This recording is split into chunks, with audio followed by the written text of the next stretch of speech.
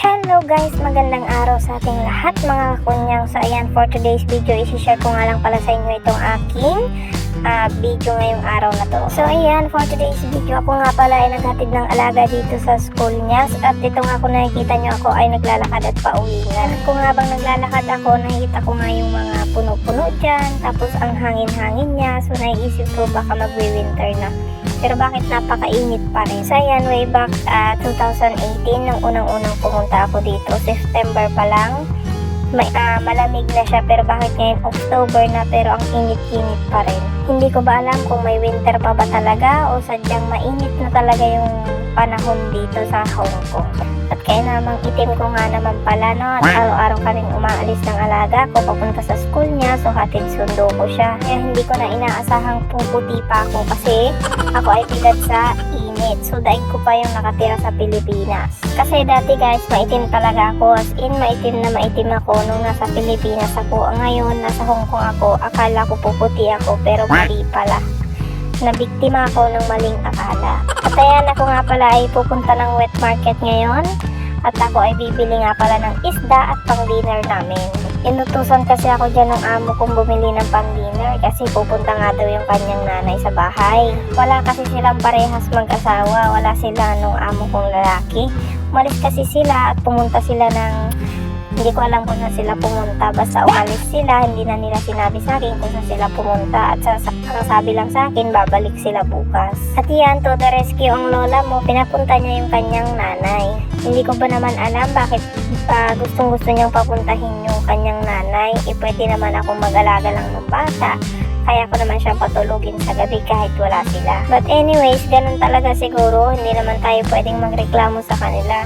Pwede lang tayo magreklamo pag nasa rights talaga tayo. Pero ito yung mga ganitong senaryo, hayaan natin sila. Kaya nga kahit nabubwisit ako, naiinis ako, tinitimpi ko na lang yung sarili ko. Kasi minsan nakakapag-init din ang ulo. Alam nyo kasi itong mga amo kong to, mahilig kasi silang magbisita. Marami silang bisita lagi, tapos feeling nila hindi napapagod yung katulong nila. Ang kinasusukuan ko lang sa kanila guys ay yung magluto ako ng napakarami. Kasi as in talagang marami kang niluluto. Nasa 7-8 putahe. Ganon yung niluluto mo pag may bisita sila. Aminin natin, tayong mga kakunyang pag anong maraming bisita at maraming niluluto, humahaba yung uso natin. Pwede na nga sabitan ng kaldero eh. So ayan, nandito na nga pala ako sa bilihan ng isda. So hinahanap ko yung isda na gustong gusto nila. At ayan, bibilin ko nga pala yung isda ng lapu-lapu kasi yun yung lagi nilang binibili at gustong-gusto nila yun. Ayan nga, tumitingin-tingin na ako ng isda at tinawag ko na yung si Manong na tindero. At ayan nga, kinuha niya na yung isda.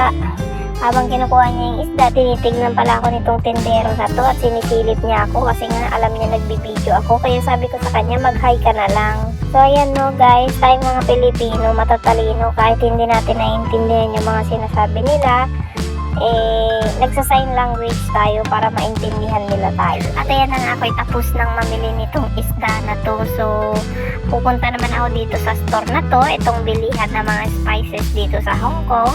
Yan yung mga bilihan ng mga toyo, mga ingredients na mga ganito, mga pang fruit cocktail, mga ganyan, mga spices, ganyan, yung iba't ibang klase ng spices. So sa tindahan na to, mura nga palang bilihin dito. So mas mura siya kaysa doon sa parking shop. So ayan, bibili nga kasi ako ng soy sauce para dito sa isda. So iba kasi yung soy sauce ng isda, iba yun sa toyo talaga. Kasi wala na kaming toyo nung nakaraan. So nag-steam ako ng isda, tapos yung isda ko, nilagyan ko lang ng toyo. So hindi siya ganun kalasa. Kasi iba pa rin yung sauce na pang isda talaga, pang seafood. So bumili na lang ako para naman masarap-sarap yung ating kakainin ngayong gabi. At yan nga guys, ako ay napabalik dito sa bilihan ng gulay at nakalimutan ko nga pala yung luya. Hindi ko alam kung may luya nga pa talaga kami sa bahay. Pero much better na bumili na ako para hindi na ako papalik-balik. So ayun lang guys for today's video. Maraming salamat!